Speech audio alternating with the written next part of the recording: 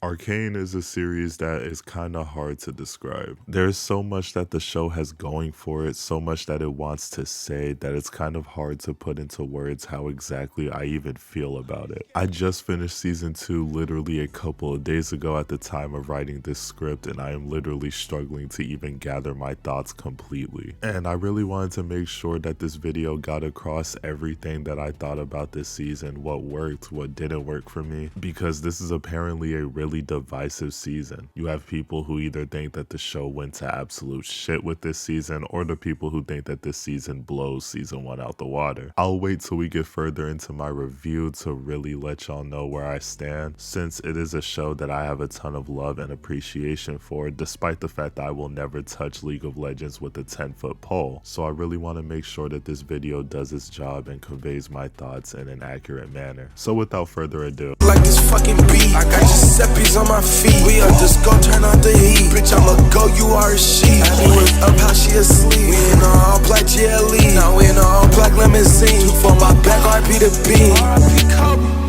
to set the stage for my thoughts on season 2, I do think that it's important to first go over season 1 and what I think makes that particular season work so well. Arcane at its core for season 1 at least was about the conflict between the top side and the undercity, as well as how this conflict influences and affects certain individuals. We start off the series following Vi and Powder as them and their friends attempt to make names for themselves by stealing. They are quite literally just YNs. While this is happening, we are introduced to the world and every major character going forward, really. Violet is basically your typical tough girl badass, but is extremely likable and cares a lot about her little sister. Powder, the little sister in question, is a weird ass quirky inventor who depends way too much on others around her. Vander is the father figure for these two and honestly probably the second most base character in this show. Little Man is just a normal little kid. Surely he will not develop into the best character in this series. Jace and Victor are two inventors looking to make names for themselves with hex tech. Mel is fine shit and Silco is our main villain. Someone who is looking to spread shimmer throughout the Undercity to realize him and Vander's old dream of Zon, which was basically just overthrowing Topside and freeing the Undercity from their control. Season 1 does an excellent job fleshing out these characters and the journeys they go on, and I think a big part of that is how the show is structured. Both seasons are separated into 3 acts, and I think having that kind of organization for your story helps a lot when it comes to pacing and picking and choosing what storylines to focus on. Act 1 of season 1 builds up to this extremely climactic confrontation between Vander and Silco, which sets the events of the rest of the series in motion. This single confrontation is arguably the single most important event throughout the show. So much happens within it or as a butterfly effect of this event. Vander is captured by Silco as a way to lure the kids to him so he can basically delete all of them. All the while, Jace, who was in trouble for experimenting with very dangerous forces trying to create magic, is currently making a breakthrough with Victor. My first time watching, I remember not being too invested in the topside business and just constantly wanting to switch back to the Undercity and their shenanigans. But upon rewatch, that opinion was changed. Jace and Victor's story throughout the show is pretty compelling, even though it is a bit predictable that one of them will eventually become the big bad. Hex Tech is the core of the story, even if it is not the most compelling or interesting aspect of it. Speaking of which, the finale of Act 1 has to be my favorite episode of Season 1 simply due to the Vander-Silco conflict. Learning the backstory of Silco and why he feels the need to get rid of Vander was so crazy to me my first time watching. All the while we are seeing Vi get in her bag to save Vander, and eventually Powder, who was told to stay home for her safety, decides to get involved because she felt like her sister was leaving her behind, causing her to have a mental breakdown and resolve it with the decision to go save her sister. Powder's abandonment issues and dependency on others is an aspect that season 1 really focuses on, and it adds such an interesting layer to her dynamic with Vi. As you can predict though, Powder gets involved and everything goes to shit. Milo and Clagger die after her monkey bomb sets off an explosion, and Vi and Vander are injured. Vander, being the absolute king that he is though, goes after Silco anyway for endangering his kids and ends up dying at the hands of Silco, with the scene that beautifully parallels when he attempted to get rid of Silco himself. Eventually though, Vander gets turned into a beast and sacrifices himself to save Vi and Powder, and it is right here that I say this episode becomes the single most important episode in this season and arguably the show. This single event changes the trajectory of everyone's lives going forward. Jace and Victor gain respect as inventors, Vi and Powder lose their father and their friends, forever putting a crack in their relationship, and Vi pushes Powder away, which causes her to get taken by Marcus and for Powder to fall into the hands of Silco. Obviously you know the story, she becomes Jinx, gets groomed by Silco, yada yada, you know how that goes. What I love so much about season 1 is that everything in it feels like a natural evolution of what came before. It's just an overall great season of television, and if you ask me, it doesn't really have many flaws. It's just extremely consistent, and the finale is near perfection, with Jinx having a full breakdown, unaliving Silco in the process, and in the end choosing to be Jinx rather than keep trying to be Powder, and subsequently she stops trying to be with her sister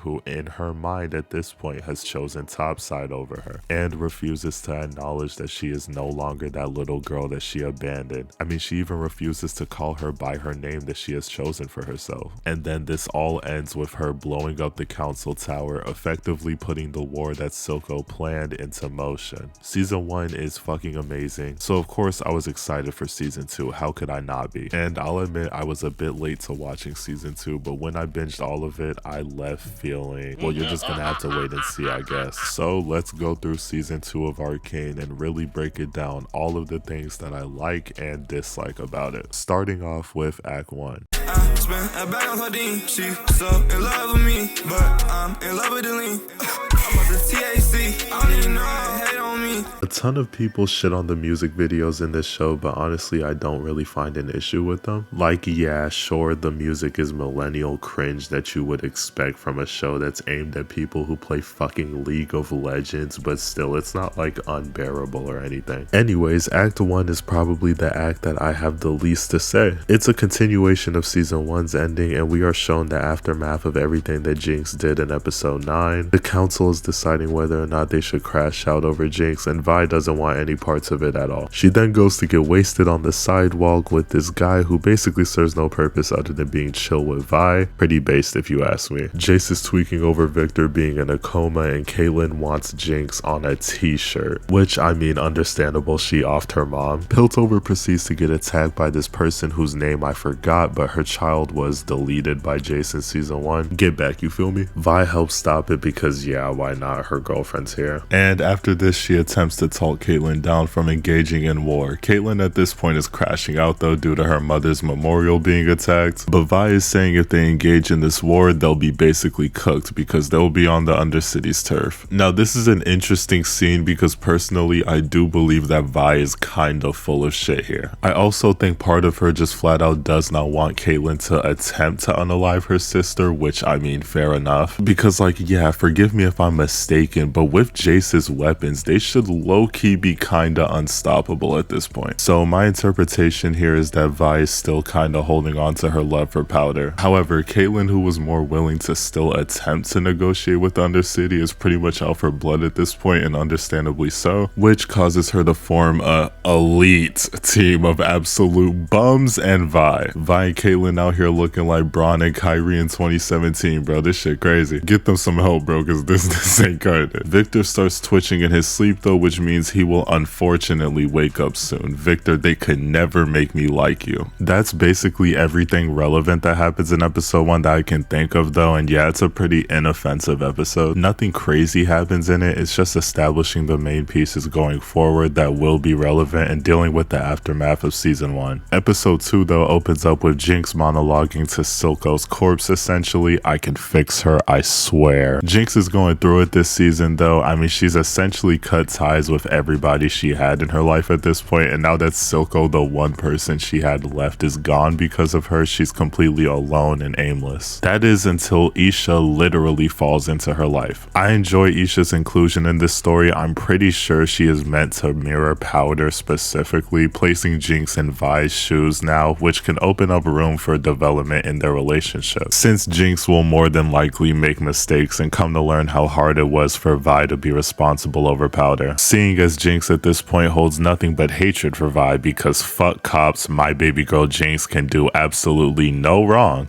Buzzing behind your eyes? Because you know in a moment they could all...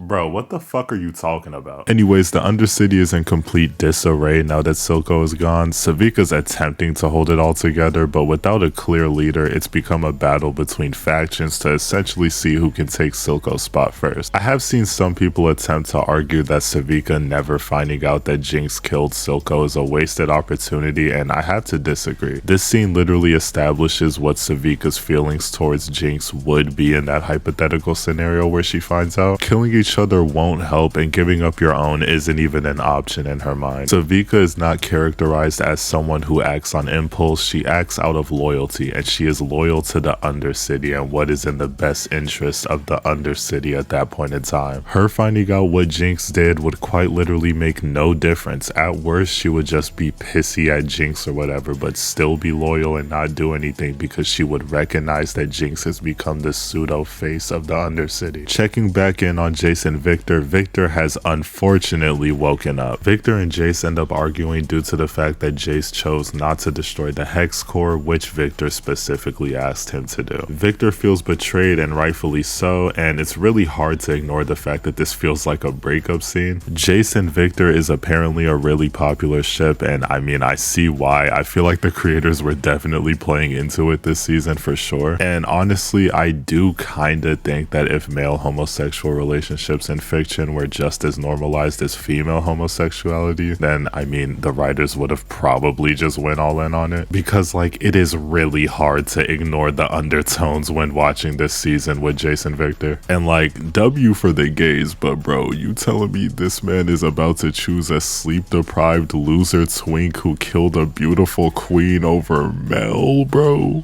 Over Mel, bro? Anyways, my glorious King Echo is back on screen, baby. This is what we came for. No Rihanna. Heimerdinger just vibing at the firelights. His place is pretty cool to see. Bro is just a chill white guy at the cookouts now, getting all melanated by the second. Some people have found issue with the fact that he is more comedic this season, and once again, I don't really see the complaints, as he himself said being around Echo has made him the happiest he has been in a long time, and has even changed his views on the world and life itself. Of course, he won't be the same stoic, strict mentor character that he was in season 1. Anyways, Echo and Heimerdinger pull up on Jace to analyze a leaf from the tree that seems to be corrupted by the Hex Core. I like to think that Echo 100% recognized Jace from when he scammed him. I doubt Jace would remember him though. Jinx is building an arm for Savika though, and the piggies come in gas into place. They're on hots to find her, and Jinx is coping with the fact that her sister has fully sided with the ops at this point. Just give it to me! Give it to me!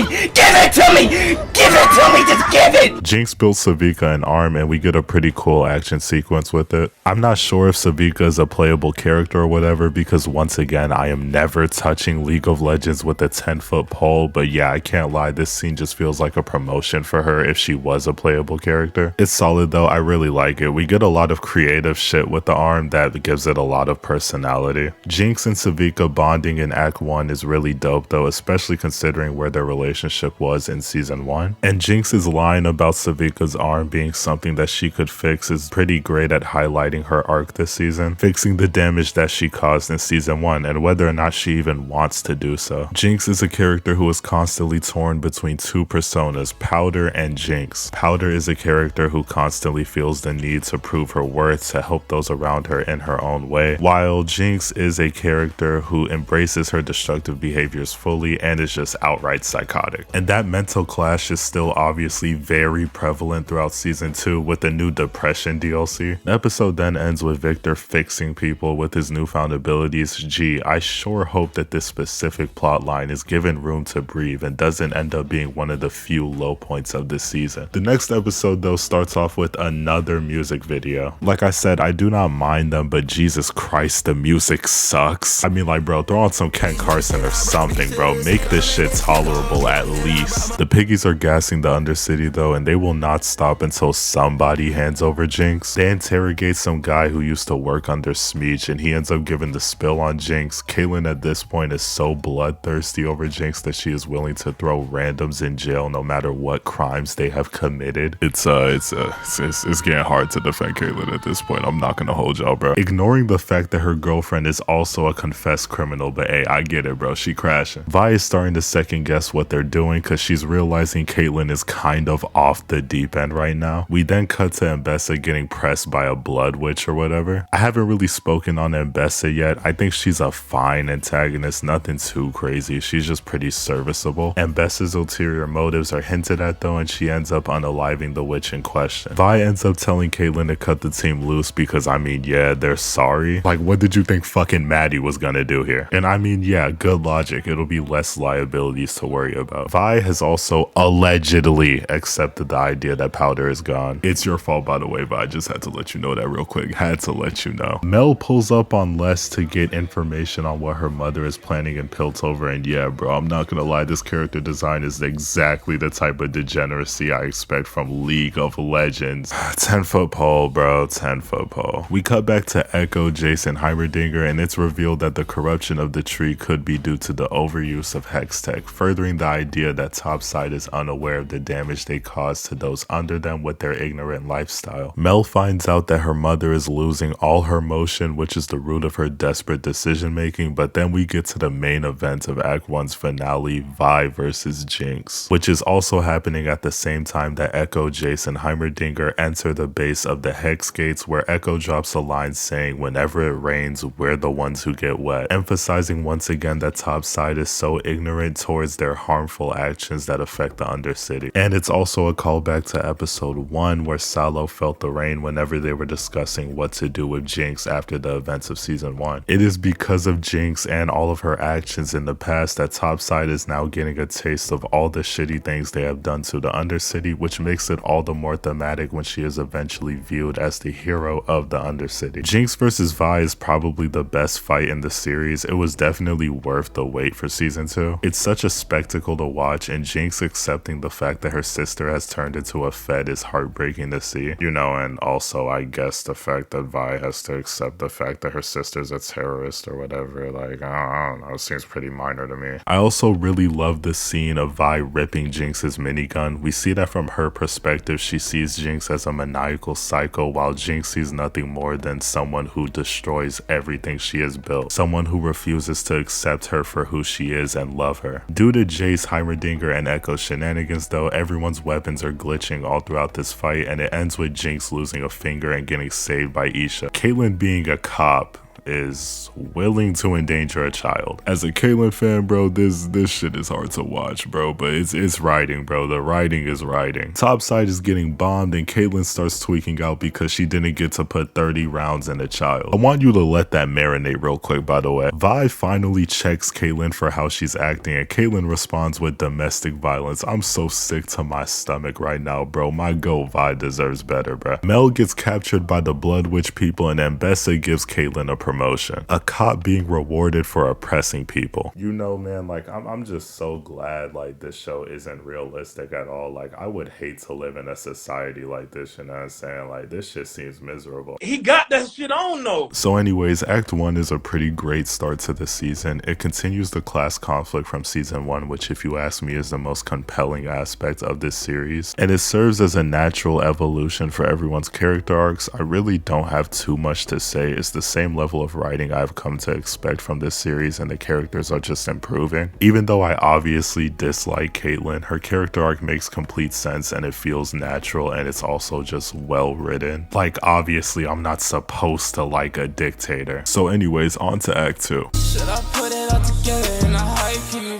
Maybe then you understand why I don't like you. They have it ready for me every time I slide through. The music is still cringe. Act 2 establishes that Jinx is now the hero of the Undercity. As I said earlier, it's a natural evolution of her character arc, and I think it's a pretty smart decision to frame her this way. Oh my god, bro. Oh, hell no, man. What the fuck, man? I'm I'm almost at my limit, chat. Caitlyn, I cannot keep defending you, twin. Anyways, this dirty, chopped bitch is over here glazing and clearly manipulating Caitlyn, but that's for another time. Jinx is in hiding and up to shenanigans with Isha and announces that Jinx is dead. Like I said, this makes sense for her character. Jinx in the start of season 2 is aimless and depressed due to her regret over her actions in season 1, clearly showing that yes, while she embraced the Jinx persona while blowing up the council, she still deep down does not enjoy being a destructive person. She does not enjoy being alone. And Isha is fixing that, which kind of makes sense since she reminds Jinx of her more innocent days. We cut to Mbessa tweaking because her daughter's gone and the most brilliant people in Piltover are MIA. This big brolic ass nigga with this chopped mohawk proceeds to choke slam this random person. I have no clue how he knew that bro was a Jinx fan, not gonna lie. But bro gets to spewing some anti-Jinx rhetoric and then Isha puts a stop to that shit with the quickness. I have no idea how Isha is portraying herself as that tall, but whatever, I'll allow it. Chop shit is still glazing the fuck out of Caitlyn and Mbessa comes in yapping about some you should watch who you let hit Caitlyn. Okay. This dialogue doesn't really make all that much sense in context since, I mean, y'all know what ends up happening with Maddie, so yeah, I'm not really sure why she gave her this warning. Regardless though, she's trying to manipulate Caitlyn into trusting her, and bro, I'm gonna keep it a band with y'all, bro. I do not care about Mbessa. Don't get me wrong, she's a decent villain, it's just I literally cannot find it in me to be invested in her, bro. We had Silco in season 1, fam. Man, take me back to my baby girl, bro. What is Jinx doing, bro? Where is Vi, bro? Where is Echo? Solo is getting massaged or whatever by this, bro. Get this shit off my screen right now, bro. I am not a furry, twin. Like I said, bro, this character design is the exact shit I expect from League of Legends, bro. If you are a League player, do not let me catch you, bro. Shit gonna get real wicked real fast. Savika tries convincing Jinx to step into her role as essentially the new Silco, but yeah, she not trying to hear all that. Then she ends up going to talk to Silco's chair and vent her issues, bro. Fuck, bro. I can fix her, bro. I really like how Jinx is framed as the hero of the Undercity at this point. I mean, it only makes sense. They have hated Topside for so long, and she's done the most damage to Topside that anyone to our knowledge has ever done, literally making them feel the rain for the first time, allegedly. And Bessa's right-hand man is over here going to Pound Town on this liberal, bro. That shit is crazy. And Adolf Kierman is over here waiting for the green light to go oppress more people. She's still fiending for that drill. Savika holds a rally in the Undercity and the people want to know where Jinx is. That's their goat, bro. I haven't seen Glaze this crazy since grown men was talking about being like Mike in the 90s. Over there referring to Michael Jeffrey Jordan's bald ass as a god because he was cooking plumbers and high school teachers. The dick riding was insane. Enforcers raid the spot and Isha, who showed up as Jinx, is looking shook as fuck. Now I want you to keep in mind Isha is visibly a child, dog. No older than like 10 years old. This grown ass man takes this jit by the neck like he's Batman and chucks her full force onto the ground. Dog, I understand she attacked you, but once again, that is a child. Like, tying up, bro. What the fuck am I watching, fam? Everyone at the rally ends up getting arrested and saying stupid ass name, by the way. I'm just gonna call him Lex Luthor. Ends up releasing Warwick, aka Vander, aka the realest nigga in the entire show, bro. Let's get negative, bro. I'm tired of these games. Jinx gets news that Isha got took and goes to spin the block with Savika immediately. I have no idea how this enforcer did not recognize Jinx and said the pants were something she would never wear. Yeah, anyways. Jinx and Savika break into the prison and break out all of the Jinx supporters that got locked up, and Abessa's brolic ass almost blew out the spot because she has suspicions or whatever. Anyways, Warwick is coming and you know what that means. Demon home, pussy. The scene of Jinx's supporters grabbing her shoulder is really nice to me though. I think this was a turning point for Jinx to finally be comfortable with herself and the person she has become, no longer resenting herself for being a Jinx and now being comfortable with the fact that people view her as a hero. This is what we call good visual storytelling, chat. So anyways, Warwick comes in and starts fucking shit up and Jinx gets everyone to evacuate while she stays back and fights, bro. And this is where we get the reveal that it is Vander within that thing or whatever. Look how they massacred my boy, bruh. The next episode starts off with Vi in a fight club or whatever, no Brad Pitt. Basically, her breakup with Caitlyn, along with everything going on with Jinx, has pushed her over the deep end, and bro, she just beat up someone who she thought was Caitlyn, bro. Listen, bro, I supported this ship in season 1 for show, but now we got 2 cases of domestic violence, and this isn't the last one. I can't take this shit no more, bro. That's not how the game is played, bro. Jinx pops up at the spot, and Vi gets to tweaking out, but Jinx explains to her that they need to save Vander, and she goes with Jinx because obviously, bro, Adolf Kierman is so fine, bro. Why does she have to be like this, bro? Caitlyn and Broly are interrogating Singh so they can get the drop on Vander, and bro is edging them with the information. My baby girl Mel is being held captive by the blood mages or whatever the fuck they are, and it ain't looking too good, bro. She ends up fighting her brother though, and yeah, bro, freeforms are not for the weak. They have some nice one-on-one time reconnecting since she thought bro was dead, and Vi and Jinx are off completing the Vander side quest with Isha. And I'm gonna keep it a band with y'all, bro. I'm not feeling the black hair for Vi. The pink was too tough. I won't even hold y'all. They start going back and forth, and Jinx clocks her shit. I mean, I can't hold you, Vi. She's not wrong. You're a fed. Like, yeah, she killed a couple topsiders. Who cares, bro? No biggie, bro. You're a cop, and that's a pretty unforgivable sin if you ask me. They get to boxing though, and Vi ends up accidentally hitting Isha, which causes Jinx to go comfort her, showing Vi another side of Jinx that she hasn't seen yet. Any scene with Vi and Jinx is absolute cinema. That's all I'ma say. Scene gives Mbessa the Warwick lore, and Mel is talking to her chopped ass brother, and he ends up dropping the spill on Mbessa's affair and the child that was birthed because of it. Bro, I just gotta know, like, who is cracking this, bro? She is 1000% a pegger. That's all I'ma say, bro. That's tough. Adolf Kierman doxes Dr. Revik and ups the blick though, forcing him to show his daughter and explain himself. Mel finds out that it's not her brother and it's one of the blood witches trolling her, and she puts a stop to that shit with the quickness. Vi and Jinx end up boxing with Vander, and it's here that we get a reveal that I'm honestly not that much of a fan of. We get shown through flashbacks that Vander and Silco both knew Vi and Jinx's mom, which if you ask me, I honestly really wish this was not a thing. What made Vander's dynamic with them so resonant to me at least was the idea that these were 2 kids who he just witnessed be directly affected by the war between the Undercity and Piltover. He empathized with them, and due to that took them under his wing and stopped fighting. He let his guard down. That element of the dynamic is still there, but it's kinda cheapened now, because I mean now we know kinda that no matter what he would have taken them in if their mother died regardless, which I don't know, it doesn't ruin the dynamic for me or anything, but it does make it kinda worse. Like, I just wish they didn't do this, because if you ask me, that dynamic is a lot cooler when these 2 are just random kids that he did not know rather than the children of one of his best friends. The scene of Vi and Jinx hugging Vander though is absolutely peak. Jace finally appears on screen, and he's at the base of the Hex Gates alongside Salo, who is possessed by Victor at this point. Victor, they can never make me like you. Jace has seen all the damage that they have caused in the future with Hextech. Oh my god, bro. What, bro? Jace has seen all the damage that they have caused in the future with Hextech though, and is now determined to stop Victor from progressing with his saber.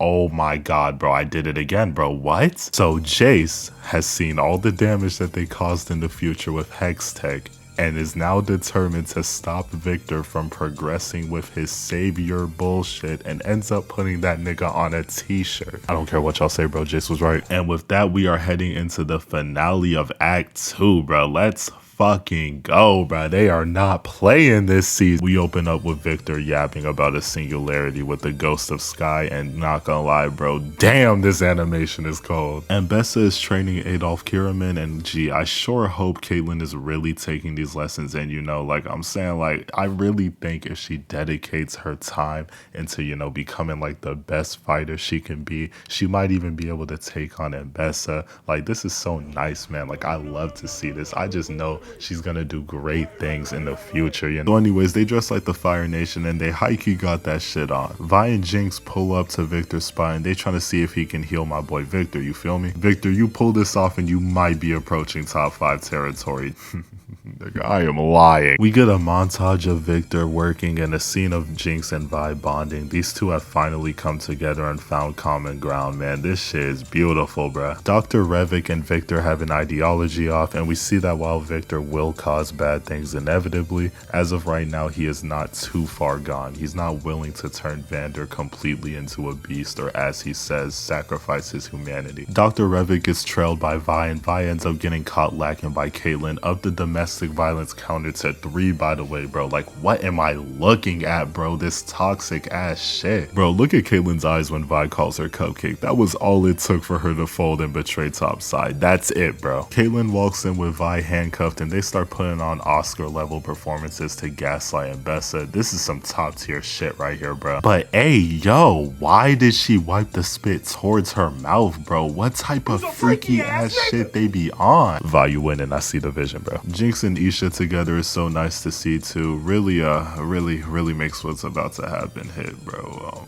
Unfortunate. Vi puts her and Caitlyn's plan into motion and ends up sleeping at Bessa. That's what we like to see, bruh. Jace is over here tweaking, voices in his head and shit. Nothing too crazy, nothing too crazy. This was me on my first acid trip. He'll be alright. He almost ups a blick on a child though after seeing some visions, but stops himself in time. He learned from his past mistakes, you feel me? It's here now that he is face to face with Victor. He knows what he must do, bruh. And Bessa's right hand man catches on to the plan. Ooh, bars. And he ends up putting the beats on Caitlyn, and my goat Jinx comes in and starts going crazy, bro. This is what I'm talking about, bro. Let a real nigga work. Vander comes in the clutch to save his daughter, and Jace ends up deleting Victor. He did what he had to do, bro. Let him cook. Unfortunately, though, all the people under Victor's influence are now essentially dead, and now Vander is completely out of control of his actions. And he just gets to wilding on Bessa's right-hand man, bro. Like, even in death, I don't know his name, bro. Like, who is this nigga, man? Everyone is boxing now, and Isha knows what she must do. She grabs the blade, charges it up, bro, and yeah, bro, GG's, it's game over. I really fuck with this scene though. The animation is obviously beautiful, but Jinx was headed on the right path and was realizing she can be more than someone who damages things around her, only for the person she cared for most besides like Vi at this point, to end up dying due to her influence and her taking her in. And it's because of this that she ends up in the state that she is in Act 3. Redemption, or atonement if you may, is not a straight line, and it never should be. She has real issues that she needs to face up front. But yeah, Isha's in a spliff though. And with that, we are done with Act 2. I do slightly prefer Act 1, but Act 2 is still really solid. This act was hyper focused on Jinx, Vi, and Caitlyn, but the lack of Jace, Echo, and Heimerdinger is truly felt. However, Isha's sacrifice is such a highlight of this season for me. Overall, really solid act, even if it is inferior to Act 1 in my opinion. But anyways, on to the big finale, Act 3. They just cause violence. If that's the case, then I love violence. When I look at the colors, they so vibrant. It's too late or so tired. You use me, my soul's dying. My bands, they keep multiplying. Episode 7 is my favorite episode of the season. It doesn't have the best moments or the most going on, but it is my favorite overall episode of the season in terms of just enjoyment. I mean, I literally just complained about the lack of my glorious King Echo in Act 2, and this act immediately starts off by making him the main character of this episode. Like, this is truly black excellence, bro. That's what we like to see. Anyways, though, Echo is geeking, and he starts off this episode realizing that he's reunited with Benzo in a scene that I like a lot, also realizing that him and Powder are together, and seeing everyone who was dead or depressed in his world is alive and thriving here. Except for Vi. This episode, however, is unfortunately responsible for the milkman allegations that have been thrown on my boy Echo's name. And listen, bro, I'm here to tell y'all right now, that brother guilty as shit, bro. That man folded for a schizophrenic, skinny, unhinged snow bunny with a pretty ass face, bro. I was in the exact same situation as him once, so trust me when I say, bro, stay away. These white hoes cannot be trusted, bro. I had to deal with one who had a whole boyfriend on top of schizophrenia and BPD, bro. You know, now that I think about it, I'm probably like attracted to Jinx because they're like the exact same person or whatever. That's a story for another time. I might make a video on it, honestly, because like it was kind of crazy how I was cucking that guy. I'm gonna keep it a band though. The Chun-Li cut is not it, twin. Like, this shit not bad, bro, but the braids was too tough, you feel me? And why does Echo in this universe style his locks better than the main one, bro? I'm so sick and tired of seeing this Killmonger look, bro. I'm gonna be honest, I didn't even like it when Killmonger did it. As a dreadhead myself, bro, that shit does not look tough, bro. I honestly find it offensive. Like, who is allowing you to step out like this? They are not your mans. So anyways, Heimerdinger's here, and yeah, him and Echo are basically stuck here due to their shenanigans in Act 1, and this episode really showcases why my glorious king is such a goat. He has everything he's basically ever wanted in this timeline, except for Vi being dead, and he still wants to go back to his world because his people need him. You know, this moral compass and sense of responsibility really reminds me of a certain other character, and yeah, speaking of which, go ahead and cast him as Miles, bro. I do not need this movie to get delayed anymore, bro. 2029 is crazy. I don't think they'll do it, but I mean, if they do, bro, which honestly they probably should because Shamik's a weirdo, then yeah, cast Reed Shannon. He's solid, although I'm not gonna lie, I've seen people say his voice is similar to Miles, and yeah, I just don't see it. When I first heard his voice, I thought it was Zuko's voice actor. So anyways, Jay's got the bad ending. This man is stuck deep in the trenches where he's basically shown the ramifications of him and Victor's decisions, but I do not care. So back to Echo. Him and Powder are talking, and bro is being an asshole. He asks if she's responsible for Vi's death, and it's here that the series gets recontextualized in a pretty interesting way. Cause I mean, yeah, when you really think about it, Echo did essentially start the series. It's because of him that they got the tip to go rob Jace, and it's because of him that they knew where to go find Silco. And I mean, Jinx calling Echo the boy savior in the context of season 1 felt like just a line mocking him, but now that season 2 is a thing, that line is probably the toughest character description I have ever heard in my life. Her delivery on it just makes it so hard. Like, I know y'all be seeing them Echo edits on TikTok, bro, but I do find it so funny that Jace is over here fighting for his fucking life as well as losing his mind. Meanwhile, Echo's biggest worry besides getting home is getting his snow bunny to stop being mad at him. You know what? Yeah, bro, this is just reparations for all the times that Hispanics want to say the N-word. Jace ends up quite literally crawling out of hell though, so yeah, hey bro, the new look is tough. They are cooking with his character design right now, I can't lie. Echo, Heimerdinger, and Powder end up cooking a device that will help get Echo back to his universe, and it's here that he ends up receiving the ability to reverse time, which he apparently has in the game.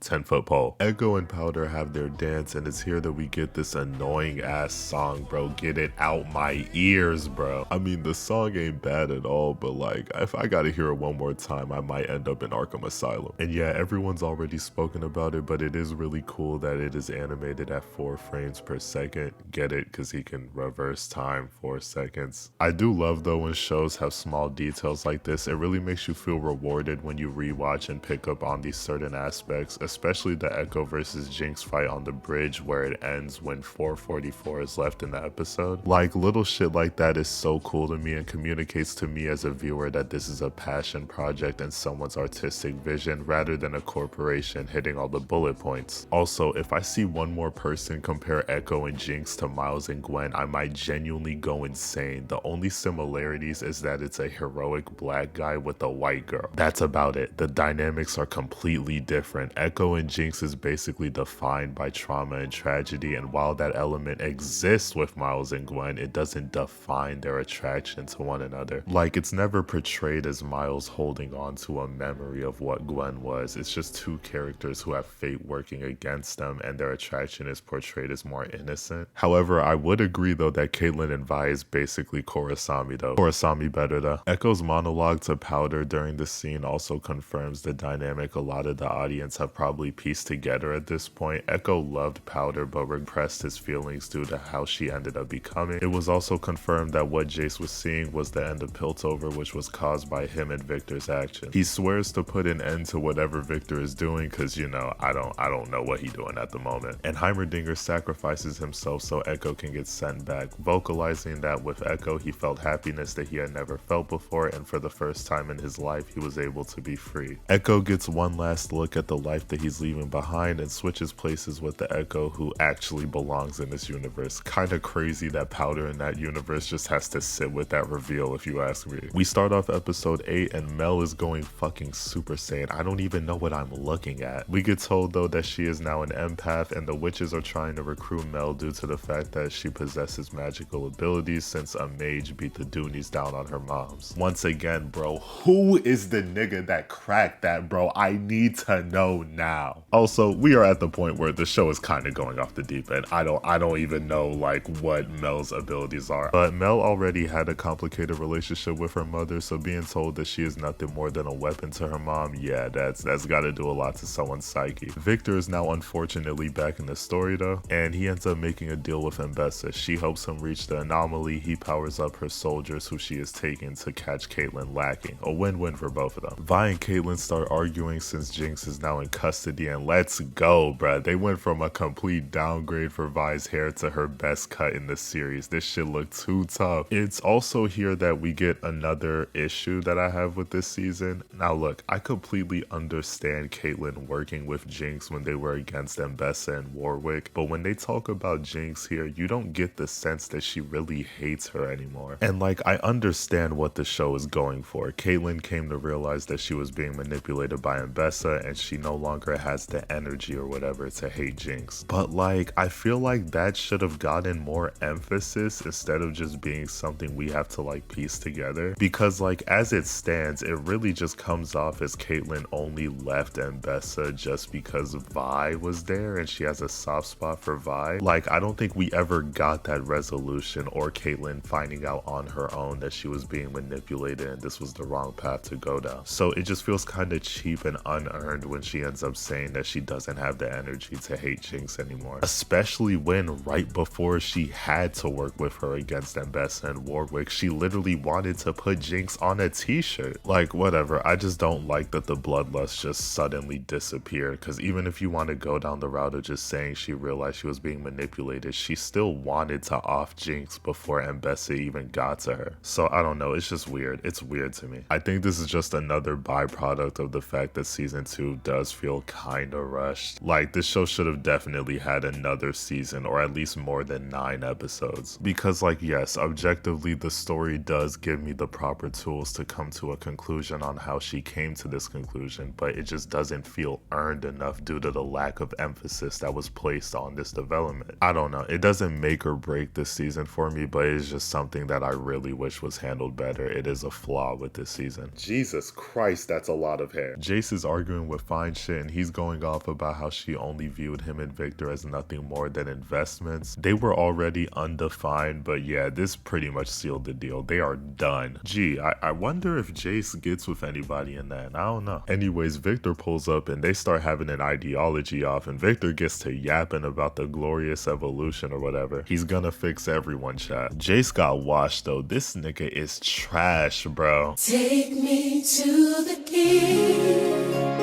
This nigga is trash. Jinx's mental issues are now all being pushed to the forefront, as now that she had to relive her worst fears through Isha's death, she is essentially just waiting on her pending death. Vi wants Jinx to join them and rewrite her story, become a hero of Piltover, but Jinx dips off and says her goodbyes to Vi, and also beat the homophobic allegations, you feel me? Oh yeah, and I guess she's gonna go Hannah Baker herself because she wants to end the cycle of killing or whatever. I guess that's important. Jace and Mel essentially say their goodbyes, and I ain't gonna hold y'all, it's 2025, you feel me? Live your truth, you feel me? But I am not giving up Mel for anything. A beautiful melanin queen and you left that? Nah, he gotta love Victor for real, bro, cause me, my heart couldn't handle that. Jace is rallying everyone from Topside and the Undercity to fight against Victor, and you know, I feel like this entire conflict could have been its own season, to be honest. I know practically everyone has said it was rushed, so it's not like I'm really providing providing a new take. And trust me, I hate jumping on bandwagons. I am like the biggest advocate for form your own opinion. I'm the same guy who thinks Legend of Korra is a way better show than Avatar. But honestly, bro, I gotta agree with the masses. Yes, season 2 of Arcane is kinda rushed. And honestly, it's kind of a miracle that this season is even as good as it is, because I think everything in episodes 8 and 9 could have very much been its own thing. Flesh out Jinx's depression post Isha more, give more build up to Caitlyn forgiving Jinx, give Vi something to actually do, and show Topside and Undercity over time working through their issues to fight against a common enemy, because yes, that class conflict was kinda forgotten about this season. Or not forgotten about, but it definitely was sidelined in favor of this Victor plotline in Act 3. That's too good of a setup though to not flesh out for an entire season, I can't lie to y'all. Vi and Caitlyn have their sex scene, and you know, I'm a heterosexual male who doesn't have a weird fetish for lesbians, so I'm not about to give commentary on a sex scene between two women. Take your horny ass to Netflix and go watch it yourself. Nasty ass nigga. Scene is good though, and I am glad to see them get the closure that they deserve, because this couple,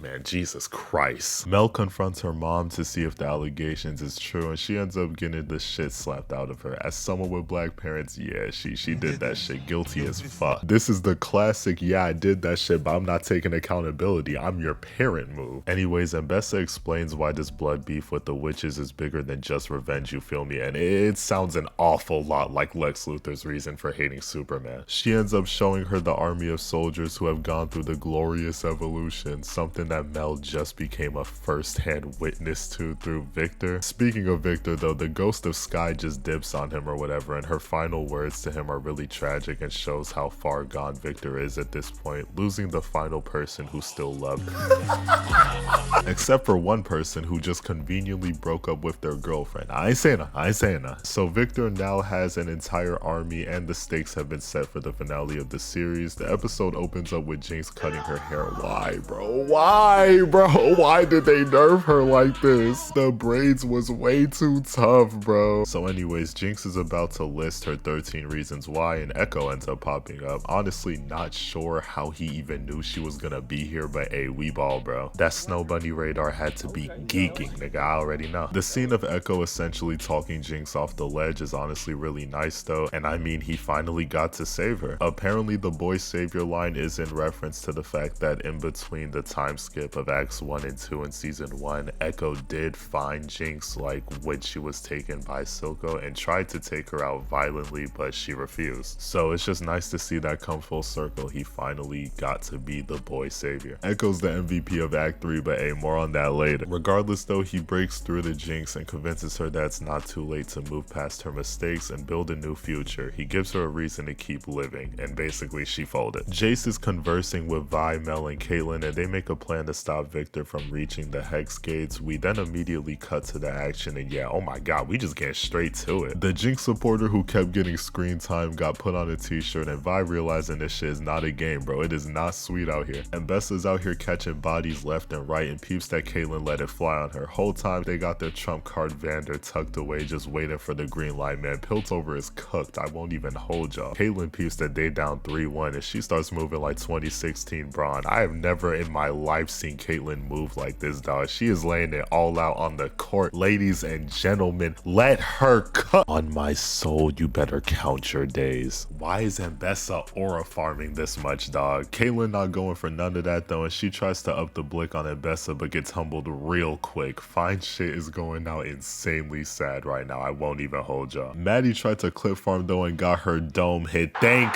God, bro. That's what I'm talking about, man. We sick of her. Mel pulls up talking real hot to her mom, and bro, I still just want to know who was tapping that, bro. Who was it, bro?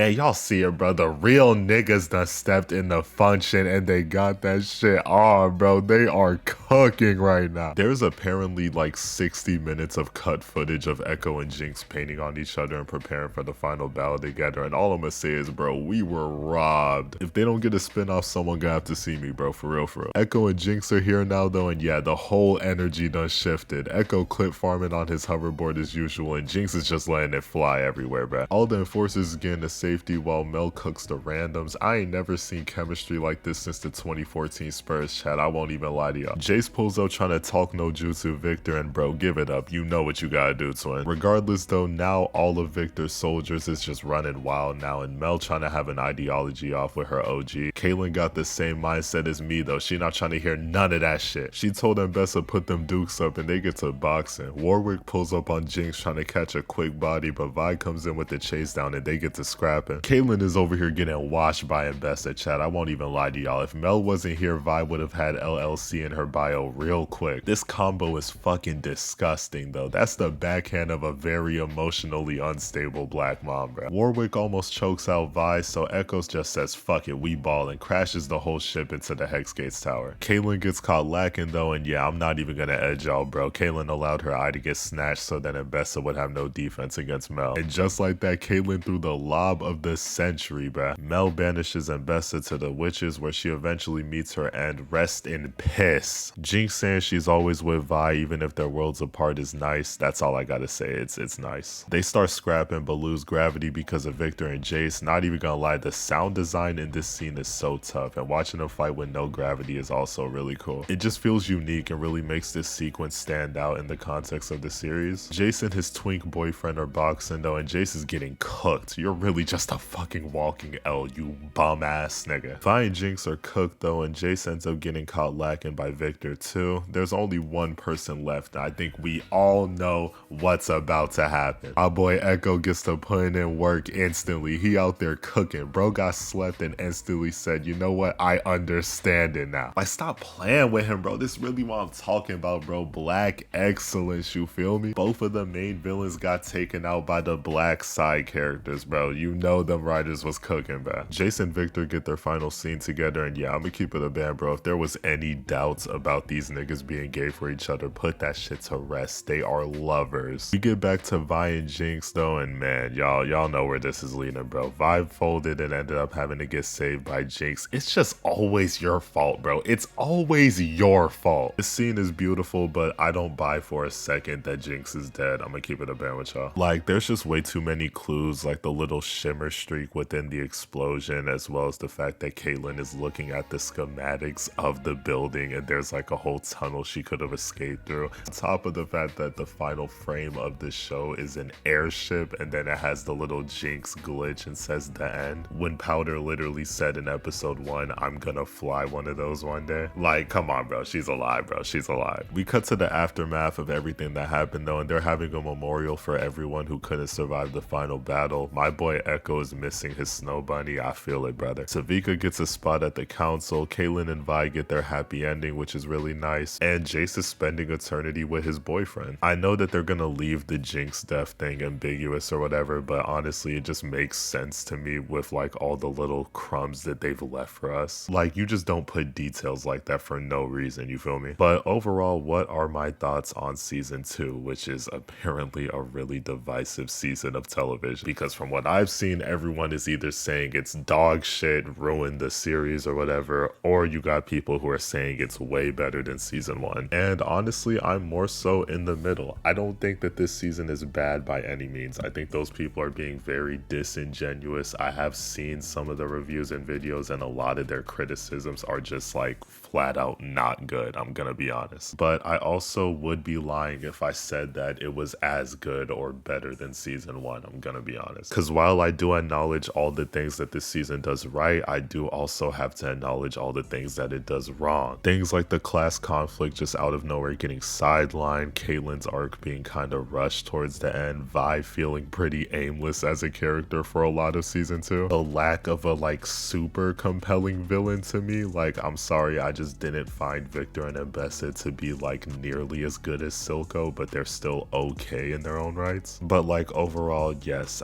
there are a lot of things that frustrate me about season 2, but I would be lying so much if I said that I thought it was some drastic, humongous dip from season 1. It is really unfortunate that we did not get another season to really flesh out all of the really cool concepts touched upon this season. However, what we got is far from a bad or atrocious product. Even if I think jumping from an interesting class conflict to a world-ending war within 9 episodes sounds kind of insane on paper. And also, I consider season 1 to be a pretty much flawless season of television. Like, I was never gonna hold season 2 to the same expectations that season 1 set. So honestly, I'm thinking like an 8 out of 10, maybe 7.5 for this season. If you have not already seen this show, you need to watch it now. It is genuinely one of my favorite pieces of media that I have ever consumed, and I'm still never touching League of Legends. If you enjoyed this video, make sure to like, share, subscribe, comment to let me know your thoughts on the season or the show in general, or if you think that I'm an idiot who should never speak on TV again. My next video is one that I have had planned for a while that I'm really excited to get out to you guys. I'm hoping you guys like it, and I hope y'all like this one too. But yeah, love y'all, stay blessed, hit the gym, make some bread today, and I'll see y'all niggas later. Bye. Okay, slow down. Fuck me like you love me, I don't feel to calm down. You tell me that you love me, and I'll always fly down.